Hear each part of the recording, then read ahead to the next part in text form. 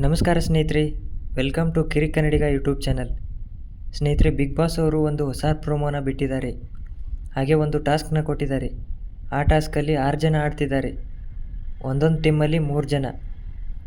ಇನ್ನು ಒಂದು ಟೀಮಲ್ಲಿ ನೋಡೋದಾದರೆ ಭವ್ಯಗೌಡ ಅವರು, ಹನುಮಂತ್ ಅವರು ಮತ್ತು ಮೋಕ್ಷಿತ್ ಅವರು ಆಡ್ತಿದ್ದಾರೆ.